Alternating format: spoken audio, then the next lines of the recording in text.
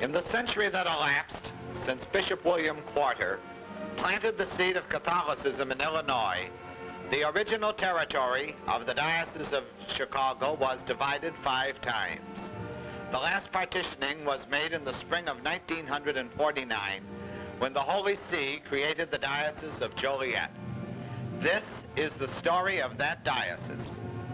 The city of Joliet was chosen for the see of the new diocese because of its central location, also because it is predominantly Catholic. Joliet is an industrial city. The manufacture of durable and consumer goods brought prosperity to the city and have stabilized its economy. Joliet is a good place to live and to raise a family. Successive waves of immigration during the 90s and at the turn of the century brought thousands of new families into the Joliet area. They manned the factories and they worked the machines. They laid the bricks and they poured the concrete. They fused the steel and they paved the streets. They built Joliet.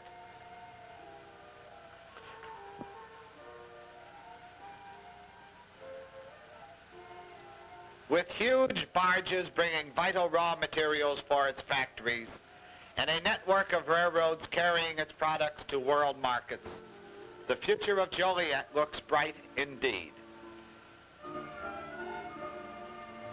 The Most Reverend Martin McNamara, a pastor of one of Chicago's suburban parishes, was appointed bishop of the new diocese.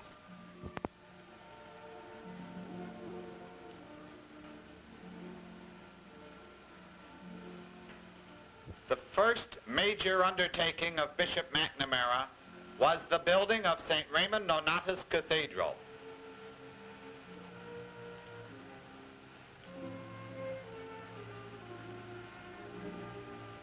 Priests, religious, and laity responded most generously to the bishop's appeal for a mother church for the new diocese.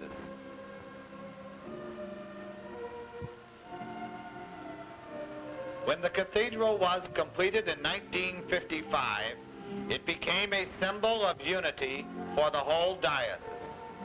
Built in neoclassic style in the form of a Latin cross, St. Raymond's Cathedral is a gem of ecclesiastical architecture, ranking with the finest churches in our country.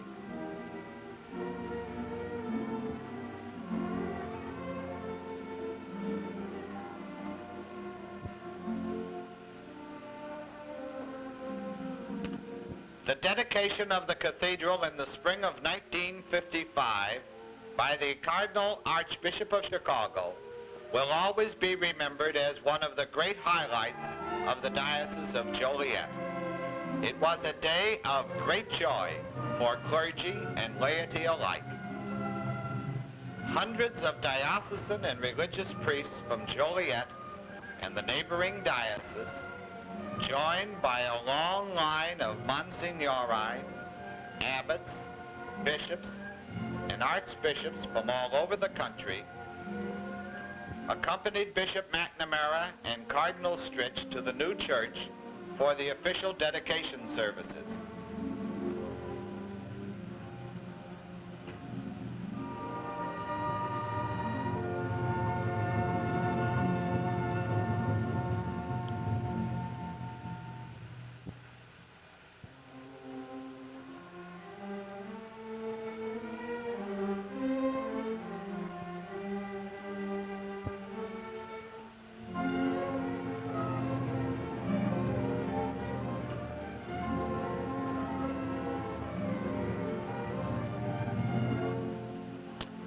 For His Eminence, it was a twofold honor, inasmuch as he himself had consecrated and installed Joliet's bishop in 1949.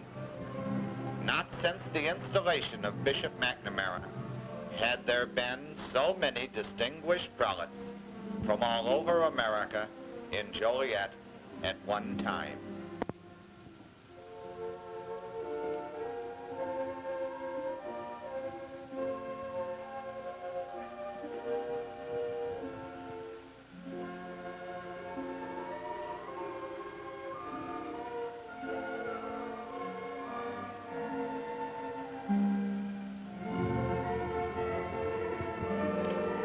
St. Joseph's Parish was founded in 1891. The present church was built in 1904. It was the first steel and stone structure in the city of Joliet. Here we see Bishop McNamara being escorted into the church for the celebration of the annual Labor Day Mass. This parish is largely made up of people of Slovenian descent. The Slovene Catholic Union, now a national organization, began here.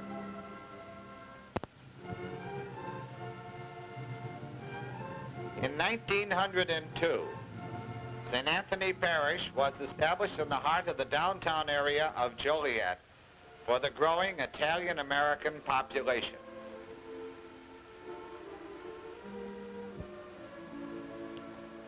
Monsignor Gregory Cluse has been its pastor for almost a quarter of a century now.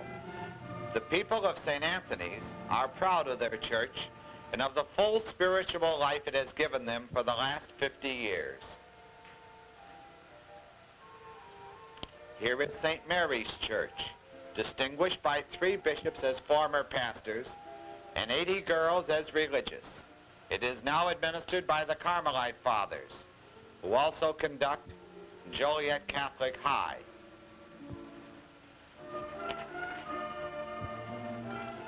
When the Diocese of Joliet was formed out of the 7 counties taken from Chicago, Rockford, and Peoria, there were 12 parishes in the Sea City.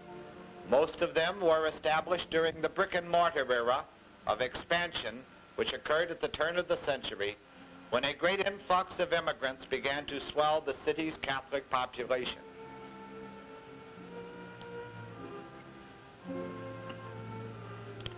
This castle-like building houses the diocesan chancery. Assisting Bishop McNamara in the administration of the diocese is Monsignor Romeo Blanchette, upon whose shoulders rests the twofold responsibility of Vicar General and Chancellor, each office in itself enough to tax the full-time energy of one man. The duties of a chancellor vary from the custody of the official records of the diocese to the delegated work involving consultations and interviews with priests and other diocesan officials.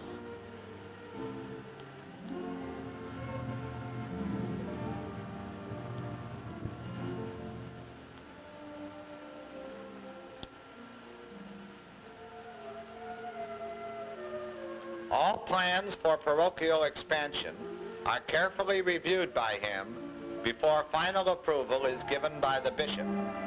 Finally, all expenditures approved by the bishop are paid in this office over the signature of the chancellor, who is the official treasurer of the diocese.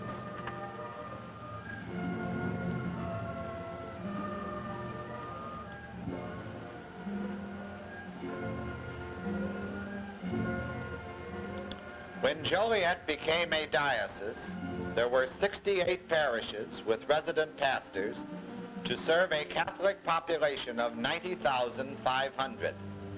At present, there are 84 parishes in the diocese, and the population has increased to 160,000. It would be impossible within the scope of one film to show all the churches and institutions of a diocese. There are 73 cities and towns in the Diocese of Joliet, each with its own progressive Catholic community centered around the parish. The paternal solicitude of the bishop for the spiritual welfare of the faithful of his diocese extends to every parish, both large and small, within his see. The spectacular growth of the diocese in the short time of its existence could not have been accomplished without the wholehearted support and the inspiring generosity of all the parishes. The expansion of a progressive school system for the education of Catholic children throughout the diocese was one of the first administrative tasks undertaken by Bishop McNamara. The important office of Superintendent of Schools was given to Monsignor Joseph Wagoner, pastor of St. Walter's Parish in Roselle, who personally supervises the educational program of the diocese. There are in 1957 23,721 children attending the 64 elementary parochial schools within our diocese. Some think, conservatively speaking, that this number will be doubled within the next 10 years.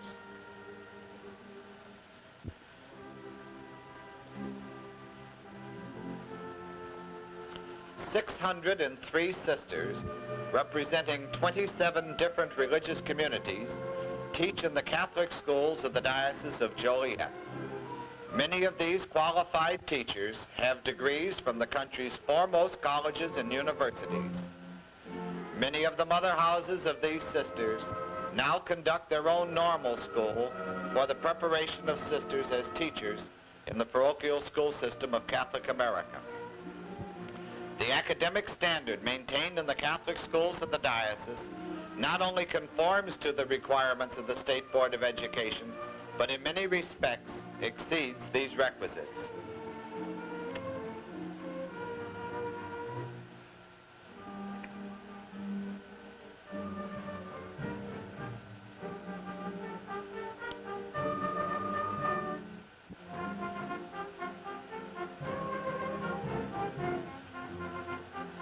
The teaching of religion in the classroom is an integral part of Catholic education and is heavily stressed in the parochial schools of the diocese without neglecting or minimizing the importance of secular education.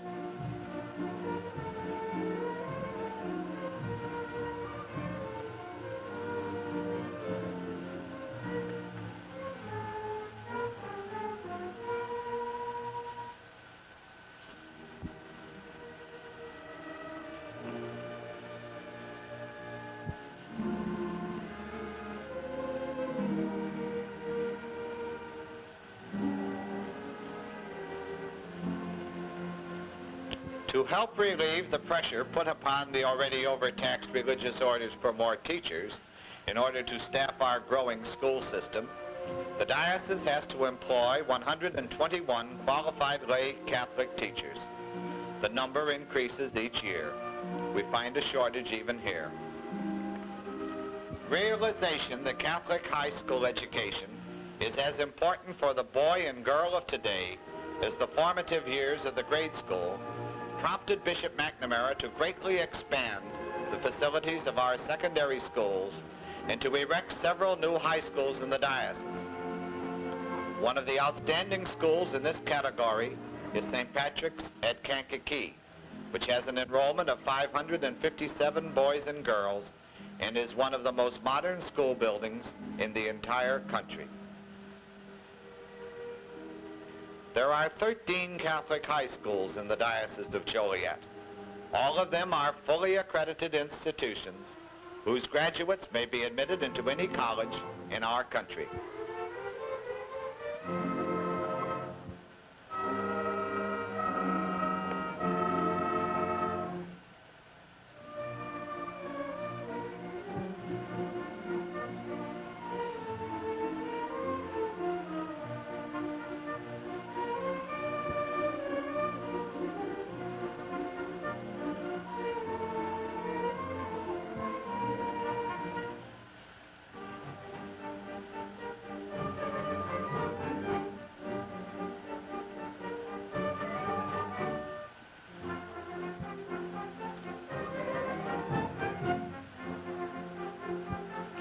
With help from the diocese, the Franciscan Sisters of Mary Immaculate, one of the oldest communities in the diocese, built this beautiful academy for girls on Larkin Road in Joliet at a cost of over $2 million.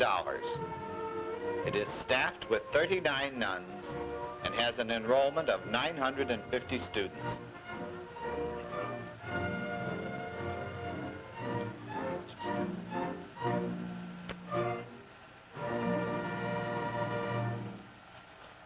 Immaculate Conception High School at Elmhurst is staffed by the Sisters of St. Agnes. The Benedictine Sisters conduct a day and resident high school for girls at Lisle.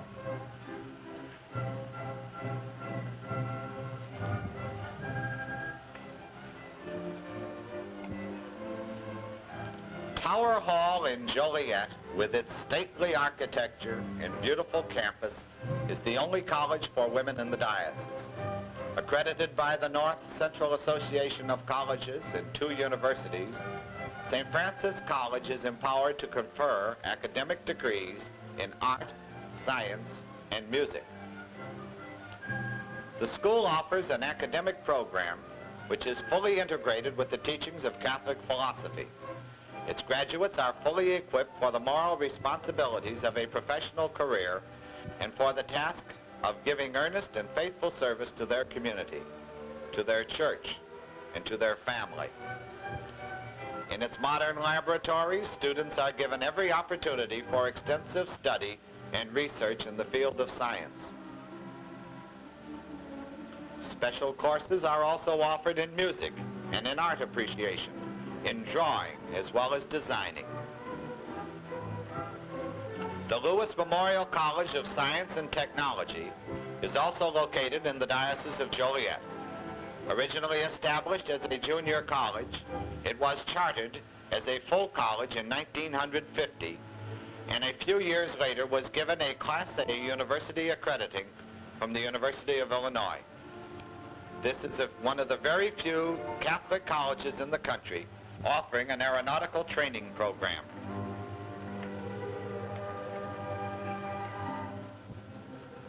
There are 2 fine Catholic hospitals in the diocese. St. Mary's at Kankakee is conducted by the Sister Servants of the Holy Heart of Mary, who also teach in several of the parochial schools within our diocese. St. Joseph's at Joliet is conducted by the Franciscan Sisters of the Sacred Heart. Both institutions are planning large additions to expand their present facilities.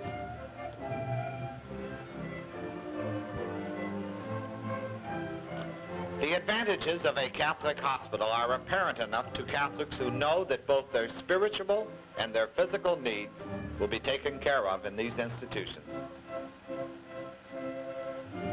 Every physician and surgeon who practices in a Catholic hospital must be thoroughly competent in his particular field and must strictly adhere to the special code by which these hospitals are governed. Last year, 38,560 patients were treated in the 2 Catholic hospitals within our diocese. Those who were served were not Catholics alone. People of all faiths know and respect the excellent record of our Catholic hospitals. Both hospitals are fully equipped to do extensive research in medicine and in surgery. The laboratories are staffed with highly trained technicians. Catholic hospitals are proud of the high medical standards they maintain, an added assurance to those who need their services that they are getting the very best that science has to offer in their behalf.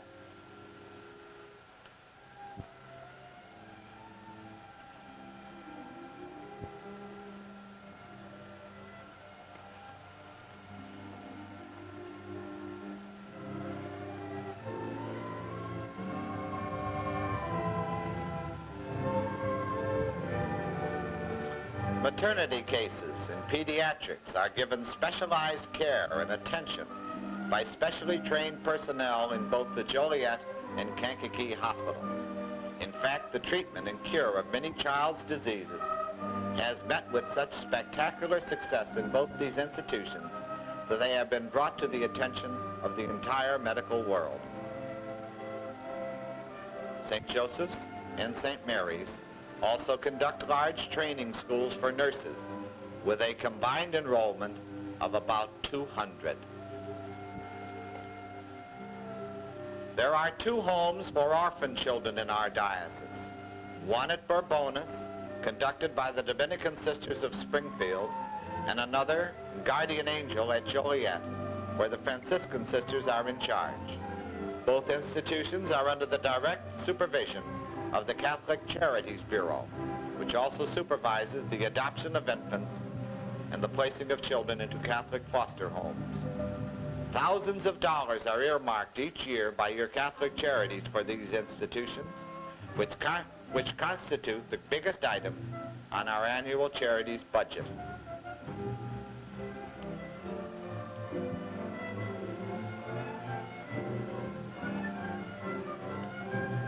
This is a home for a king-size family of children on whom the sisters lavish affection as they do their best to compensate for the loss these children have suffered in losing their own homes and parents. The children are happy and contented, as you can see. When medical treatment is needed, it is supplied promptly.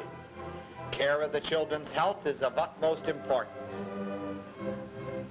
Regular visits to the dentist's office is also a must for every child.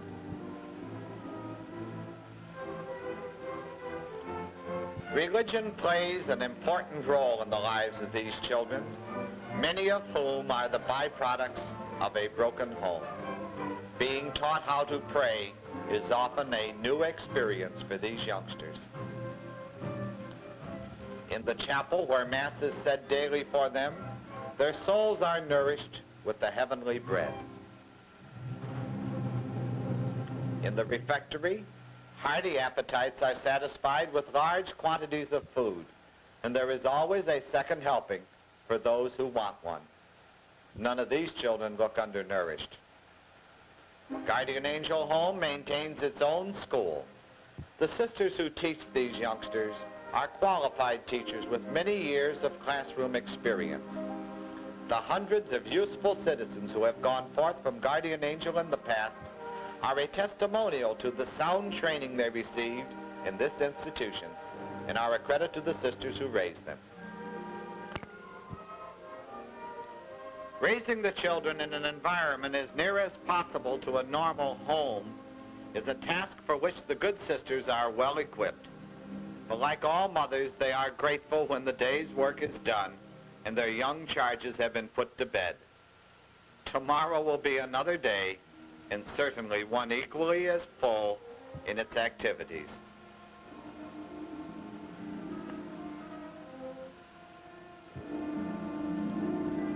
Also under supervision of the Catholic Charities is the St. Vincent de Paul Society, which is always first in an emergency and provides relief until more permanent arrangements can be made by the Catholic Bureau.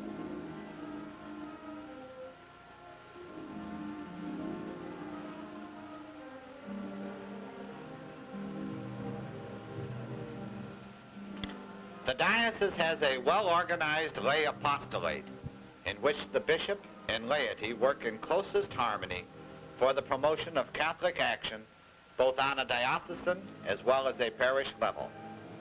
Here we see a Legion of Mary meeting in session. They are listening to a report from one of the members. The Christian family movement is also very active in the diocese and is doing an excellent work in its own particular field. There is also an active confraternity of Christian doctrine to give religious instruction to children attending public schools. There is a Catholic youth organization. There are several teenage clubs and many other Catholic social activities.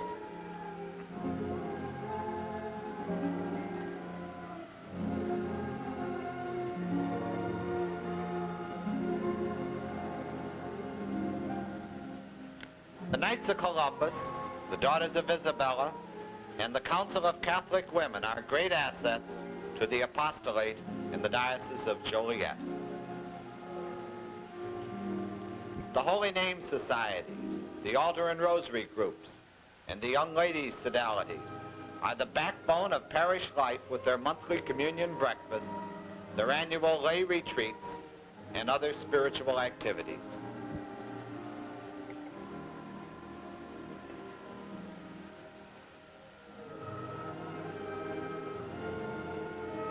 Since the founding of the diocese in 1949, the Catholics of Joliet have more than tripled their annual contributions to the Catholic missions.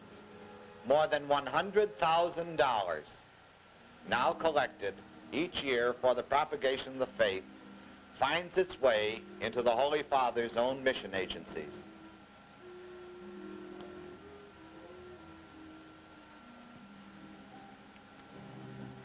This does not include the $20,000 or more each year contributed by the Holy Childhood Association, which is very active throughout the parochial schools of the diocese.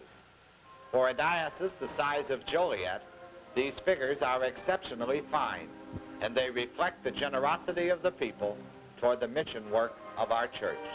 The New World, a Catholic newspaper published weekly for the Archdiocese of Chicago and the Diocese of Joliet, keeps Catholics informed on all events and issues of interest to Catholics. News items pertaining to the Joliet Diocese are released through the Public Information Bureau, supervised by Monsignor Blanchette, Father Desmond, and Miss Knowles. The New World has 250,000 paid subscribers, making it the largest Catholic weekly in the country. There is hardly a home in the diocese where this paper is not read. 32 different communities of sisterhoods are active in the Diocese of Joliet. Several of them have their mother houses here. The Franciscan Sisters, Daughters of the Sacred Hearts of Jesus and Mary, built this beautiful mother house at Wheaton within the past few years.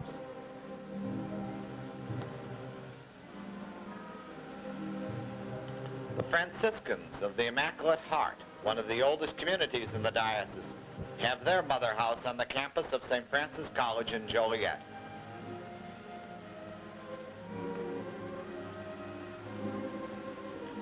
The Notre Dame sisters came to Bourbonnais in 1860, where the novitiate of their American province is now located. The ladies of Loretto, originally an English community, have their novitiate at Wheaton, where they also conduct a kindergarten. The Benedictine sisters are located at Lisle, where they conduct Sacred Heart Academy for girls. A branch of this community belongs to the Eastern Rite. Several orders of men have large monasteries and seminaries for the training of their own religious in the Diocese of Joliet. At present, there are around 150 religious priests in our diocese. The Maryknoll Fathers have a large seminary at Glen Ellen.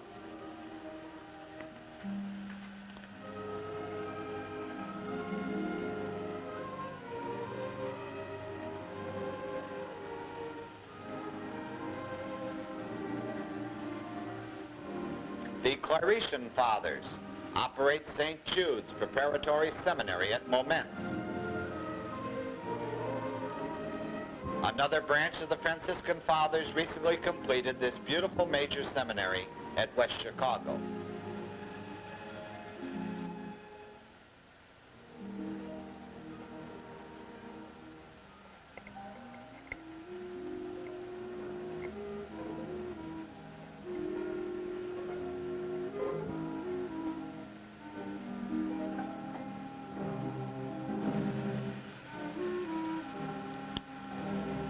The Benedictine Fathers conduct St. Procopius College and Seminary at Lisle, where they also maintain a separate department for the education of students for the diocesan clergy. We now come to one of the most important functions a bishop performs, the sacred rite of ordination to the priesthood. The greatest need today in the Diocese of Joliet is an increase in vocations. Priests are a bishop's biggest asset, for without them he cannot carry on the divine mission with which he is charged in his own consecration. The future growth of a diocese depends upon the growth of its clergy.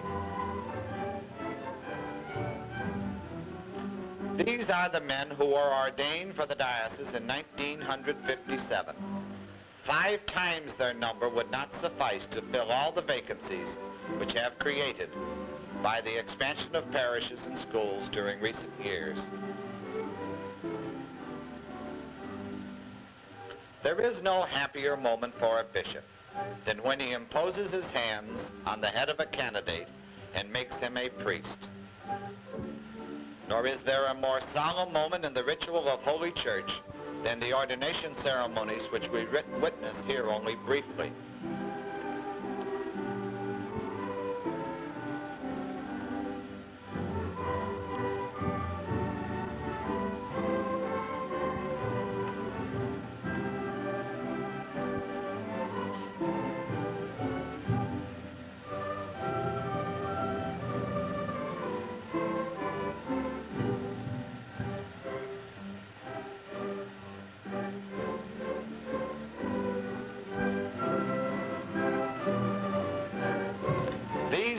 are now ready to take their places with their brother priests in the Diocese of Joliet. That army of dedicated men whose untiring zeal and whose unstinted devotion have been such a great consolation to Bishop McNamara, who relied upon the loyalty and the wholehearted support of his priests for the great expansion program he undertook upon becoming bishop of this see. Into their consecrated hands, the Eternal Shepherd has entrusted the spiritual welfare of Joliet's 160,000 Catholics.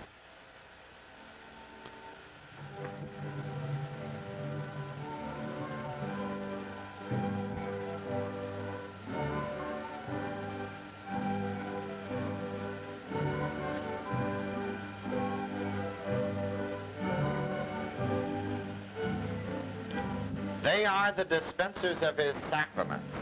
They are the spiritual dynamos that set into motion the life-giving flow of sanctifying grace.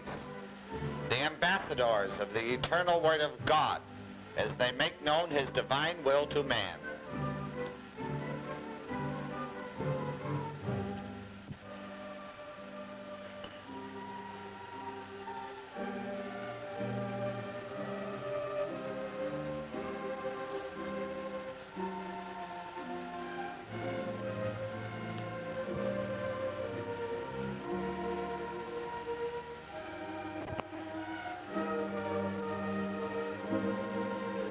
Yes, they are, too, the physicians of souls, as they pardon and absolve.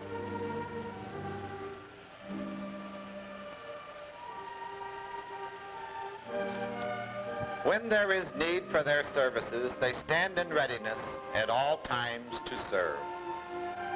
The weather is never too inclement, the distance never too far to answer the summons from someone in need of their ministrations. Bringing viaticum to the sick is only part of their priestly function.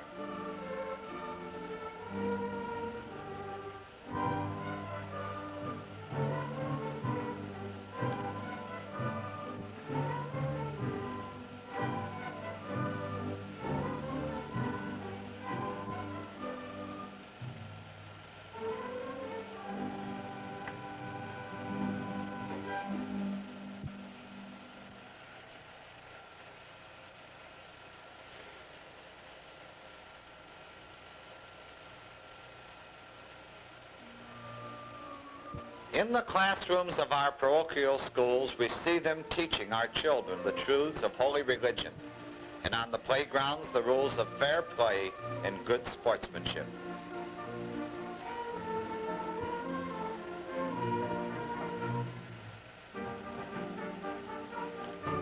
To their rectory doors and into their lives come people of all walks of life.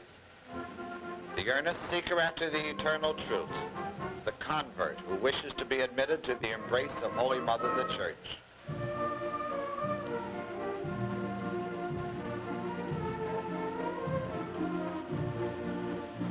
The young girl who comes to talk about her vocation to the religious life.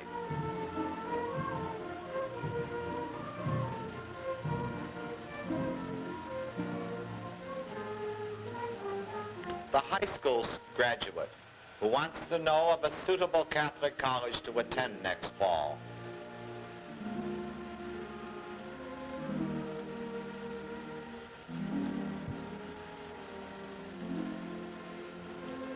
Sometimes it is nothing more serious than a recommendation for a new job.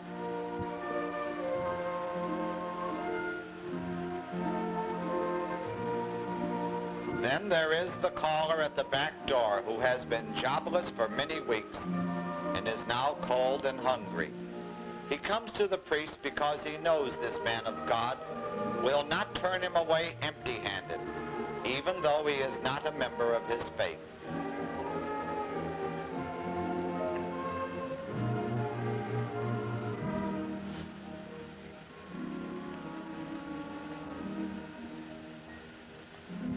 This may have been this man's first meeting with a priest, but it is one he will not forget quickly.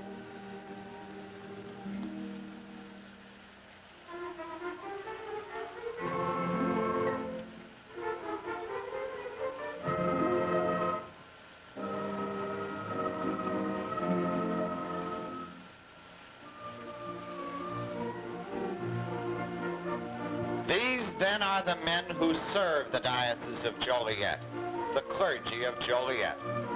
They are the church's frontline soldiers, but unfortunately there are still too few of them. They are the right arm of Joliet's bishop. They are the representatives of God before men.